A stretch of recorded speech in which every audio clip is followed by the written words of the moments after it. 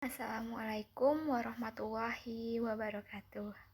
Hai adik-adik, kembali lagi ke pembelajaran kita hari ini, yaitu pertemuan pertama kompetensi dasar 3.4 mengenai struktur dan fungsi jaringan pada hewan. Nah, jaringan pada hewan tersebut adalah sekumpulan sel-sel yang mempunyai fungsi dan sifat yang sama yang terdapat pada hewan. Hewan tersebut dapat juga terjadi di manusia. Nah, ada 4 jaringan. Yang pertama yaitu jaringan epitelium, jaringan ikat, jaringan otot, dan jaringan saraf. Nah, di pertemuan pertama kali ini kita akan membahas mengenai jaringan epitelium dan jaringan ikat. Sebelumnya, apa sih jaringan epitelium itu? Jaringan epitelium itu jaringan yang menutupi dan membatasi permukaan bagian tubuh yang berupa organ-organ, kemudian rongga dan saluran baik yang terletak di dalam maupun di luar tubuh. Jadi jaringan epitelium itu dia membatasi di permukaan tubuh. Kemudian selanjutnya adalah mengenai bahwa jaringan epitelium ini itu ada jenis-jenisnya, yaitu jenis-jenisnya itu banyak sekali. Ada yang pertama, nah ini dia terdapat di tubuh bagian organ pada manusia. Contohnya ini epitelium silindris bersilia, dia terdapat di saluran pernapasan. Kemudian yang epitelium kubus selapis, dia terdapat di dalam hati. Nah, ini adalah merupakan bentuk-bentuk dari jaringan epitelium. Kita dapat lihat sendiri gambar-gambarnya, dia jenisnya ada 6. Nah, yang ketiga itu dia selapis. Nah, yang ke 5, 4, 5, 6 dia itu berlapis-lapis bentuknya. Nah, biasanya tuh jaringan epitelium ini kebanyakan terdapat di sekitar indera atau organ-organ tubuh lainnya. Nah, kita akan membahas satu persatu dari jenis-jenis jaringan epitelium ini. Pertama adalah fungsi dan letak jaringan epitelium pipih selapis. Nah, yaitu letaknya melapisi pembuluh darah, pembuluh limfe, kemudian mesotelium yang melapisi rongga serosa atau pleura. Kemudian letaknya itu juga terdapat di alveolus paru-paru, kemudian di telinga dan bagian tengah, pada bagian tengah dan dalam. Kemudian apa sih fungsi dari epitelium pipih selapis ini? Dia itu berfungsi untuk melindungi dan membalut jaringan yang terletak di bawahnya. Jadi dia fungsinya itu untuk melindungi. Dan selanjutnya adalah jaringan epitelium kubus selapis. Nah, ini bentuknya seperti ini. Dia ini yang kubus selapis ini yaitu berfungsi sebagai membran permeabel yang menjadi lalu lintas zat. Jadi ketika zat-zat itu bekerja, dia akan melintasi jaringan epitelium kubus selapis. Kemudian letaknya itu terdapat di kelenjar, kemudian kelenjar kelenjar sekresi maupun saluran luaran. Nah, epitelium kubus selapis ini juga terdapat pada permukaan ovarium atau pada saluran ginjal. Jadi di saluran ginjal kita itu terdapat kubus selapis, di mana dia bentuknya seperti ini.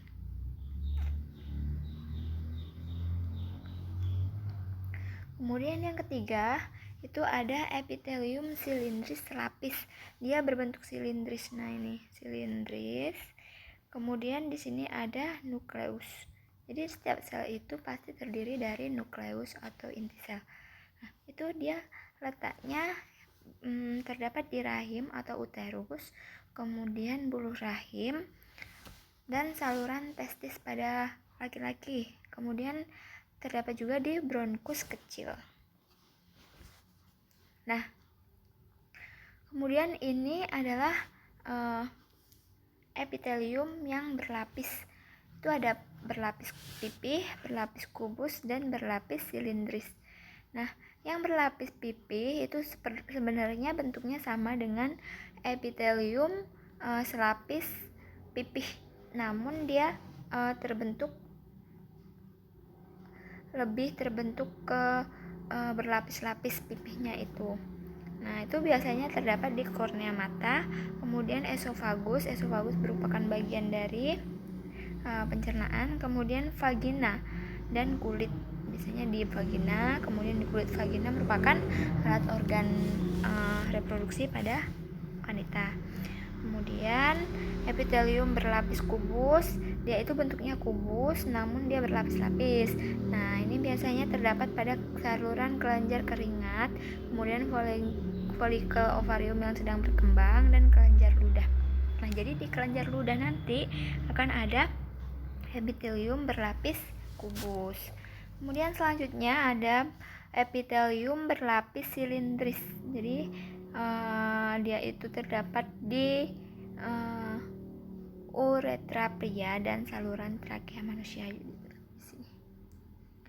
Kemudian ada epitelium transisional. Apa sih epitelium transisional? Itu merupakan epitelium yang bentuknya itu transisi atau berbentuk seperti demikian nih, seperti gambar ini. Maaf. Nah, ini dapat juga merupakan peralihan dari epitelium pipih. Kenapa? Karena epitelium ini juga dapat melapisi tempat-tempat yang mengalami tekanan dari dalam dan berkapasitas yang sangat bervariasi, misalnya pada saluran urin. Nah, jadi epitelium transisional tersebut terdapat di lapisan urin. Selanjutnya ada epitelium kelenjar. Nah, itu terbagi menjadi dua, yaitu kelenjar eksokrin dan kelenjar endokrin. Adakah yang sudah tahu mengenai kedua kelenjar tersebut? Nah, jadi untuk yang kelenjar eksokrin, dia itu hasil sekresinya itu disalurkan melalui suatu sistem, kemudian diteruskan ke suatu permukaan tubuh. Nah, biasanya kelenjar eksokrin tersebut menghasilkan air liur di dalam rongga mulut dan kelenjar keringat pada kulit. Sedangkan kalau kelenjar endokrin itu hasil sekresinya disalurkan langsung ke dalam darah dan limfa melalui saluran yang berhubungan dengan pembuluh darah dan pembuluh limfa. Nah, kemudian kalau yang hasil dari sekresi endokrin, dia itu menghasilkan hormon. Nah, hormon itu dapat kita pelajari di kelas 12 nanti. Nah, bentuknya itu ada tabung biasanya, kemudian dia ada seperti botol, seperti itu. Selanjutnya kita ke jaringan ikat.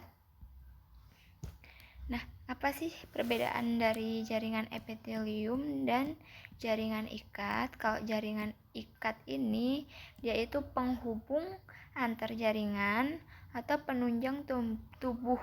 Kemudian seperti tulang, kemudian tulang rawan, dan fungsinya itu berperan dalam proses pengaturan suhu tubuh. Jadi ketika suhu tubuh kita naik, ketika suhu tubuh kita rendah, itu biasanya dihubungkan dengan jaringan ikat. Nah, itu dia mekanismenya sebagai pertahanan dan regenerasi.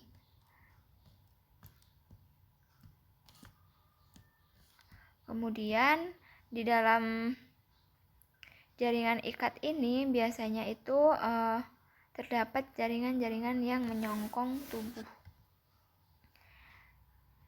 baik intraseluler maupun seluler. Nah, kemudian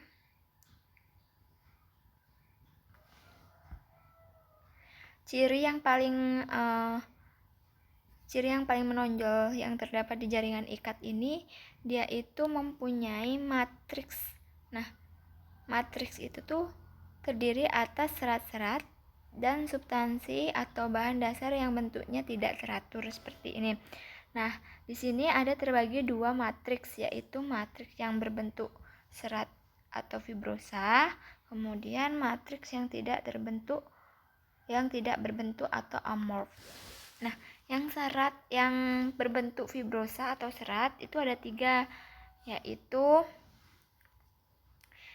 serat kolagen, kemudian elastin, dan serat retikuler. Di mana yang serat kolagen tersebut itu dia ciri khasnya memiliki daya renggang yang sangat tinggi, tetapi elastisitasnya itu rendah. Nah, makanya ini biasanya pada tendon dan ligamen. Nah, bentuknya seperti ini. Kemudian yang serat elastin itu dia biasanya berwarna kuning, kemudian dia itu tipis dan elastis sehingga dinamakan serat elastin.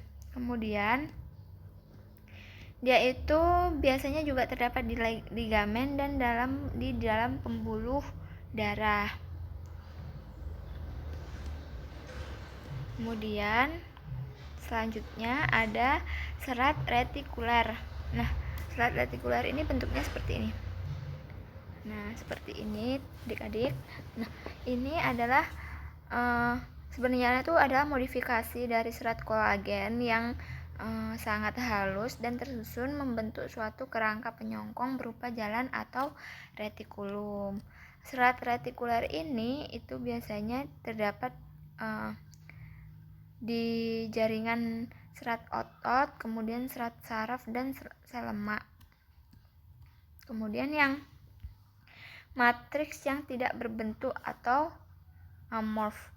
Nah, matriks ini biasanya mikopolisakarida, sulfat dan asam hyaluronat. Jadi penyusunnya itu ada yang saya sebutkan tadi. Kemudian dasarnya itu ada homogen setengah cair, jadi kental gitu bentuknya. Nah, kemudian kita membahas lagi mengenai sel-sel yang terdapat di jaringan ikat. Lanjut. Nah, sel-sel yang terdapat di jaringan ikat itu ada 2, yaitu sel tetap jaringan ikat dan sel kelana jaringan ikat. Namun, di dalam sel tetap jaringan ikat itu dibagi lagi menjadi 5. Itu ada fibroblast, makrofag, sel mastosit atau sel tiang, kemudian sel lemak dan sel plasma. Di mana di sel-sel jaringan ikat ini banyak ditemukan jaringan ikat longgar. Nah, pada jaringan ikat longgar, sel-sel jaringan ikat banyak jenisnya. Jadi, biasanya di sel-sel ini banyak jaringan ikat longgar. Kemudian yang sel tetap jaringan ikat ini itu ada 5. Nah, yang fibroblast itu merupakan paling banyak jumlahnya pada jaringan ikat longgar, di mana di fibroblast tersebut terdapat serabut dan bentuknya memanjang, kemudian intinya berbentuk runcing dengan sitoplasma yang berwarna pucat. Kemudian yang makrofag itu nama lainnya adalah histiosit. Jadi namanya histiosit. Kemudian bentuknya itu tidak beraturan, kemudian cabang-cabangnya itu pendek, dan kadang pula mempunyai cabang yang panjang.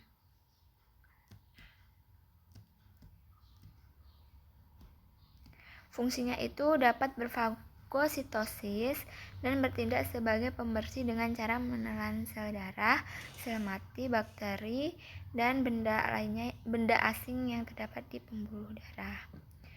Kemudian sel tiang nomor 3.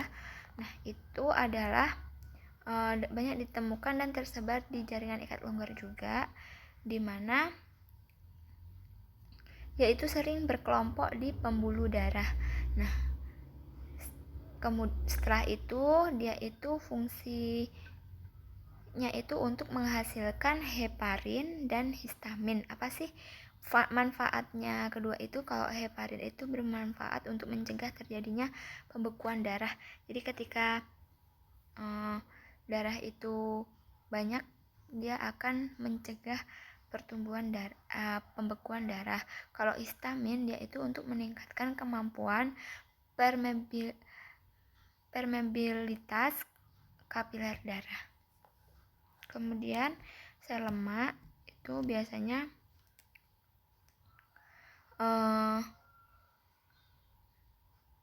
dia itu panjang, kemudian terdapat berkelompok di pembuluh darah yang kecil. Kemudian dia itu akan berubah menjadi jaringan adiposa. Apa sih jaringan adiposa? Yaitu sekelompok kumpulan jaringan yang terdapat di lemak. Kemudian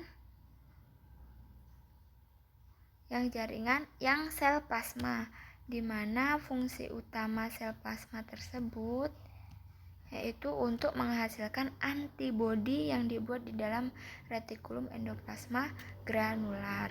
Jadi pembentukan antibodi.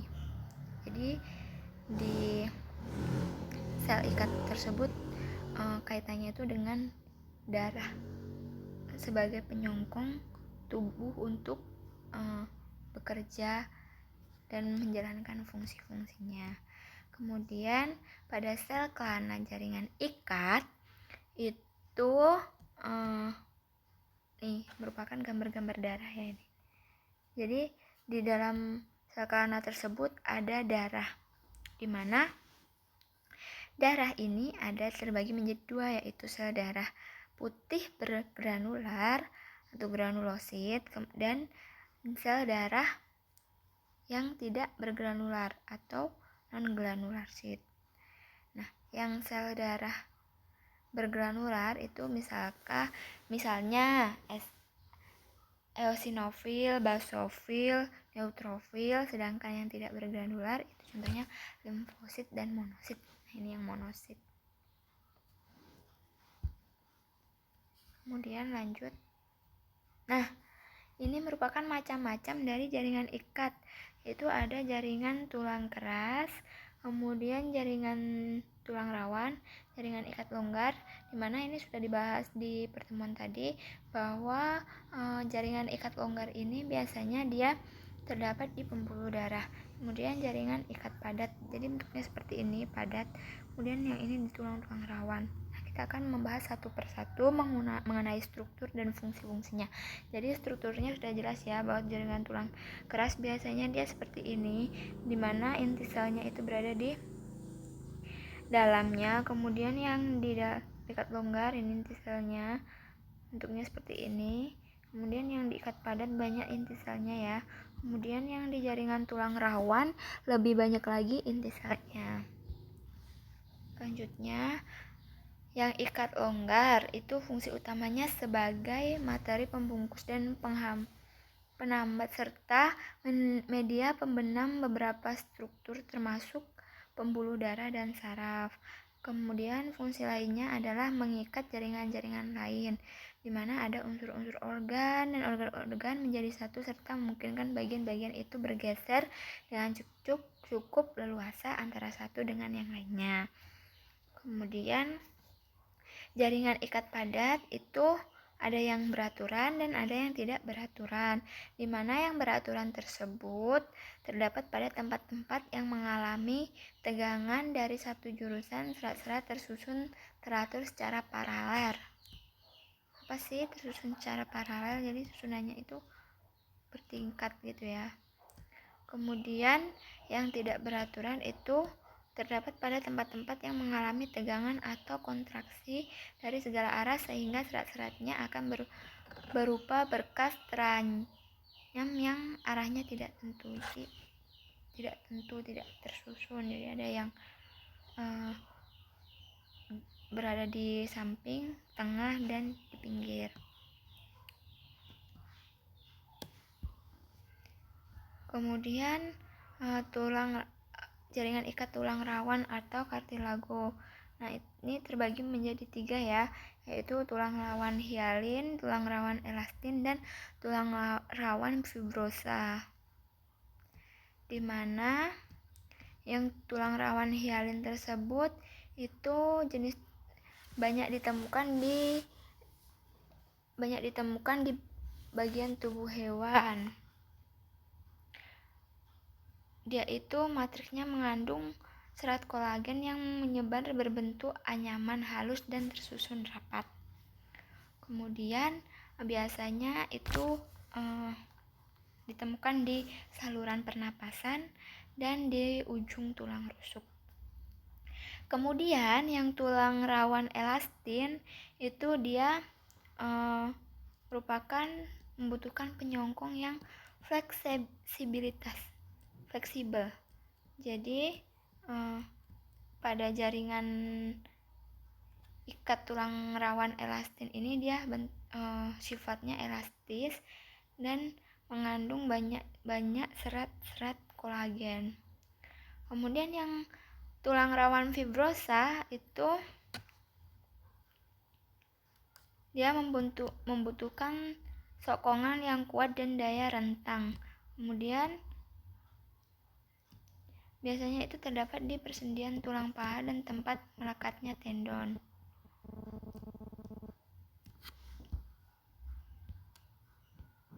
Kemudian sudah itu mengenai materi epitelium dan jaringan ikat. Nah, ini ada sedikit pantun. Hari Senin ke pasar desa, jangan lupa beli ikan adik-adik kelas 11 SMA. Materi hari ini sampai sekian.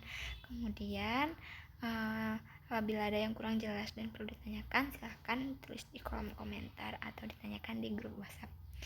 Nah, jadi jaringan kesimpulannya itu jaringan epitelium itu biasanya dia melapisi permukaan tubuh, sedangkan jaringan ikat itu biasanya membantu penyongkongan tubuh kita untuk lebih segar, lebih dapat menjalankan aktivitas, yaitu ada 4 tadi jaringan ikat dan jaringan epitelium ada 6. Sudah saya sebutkan semuanya dan sudah saya jelaskan. Saya akhiri, wabillahi taufiq wal hidayah. Wassalamualaikum warahmatullahi wabarakatuh.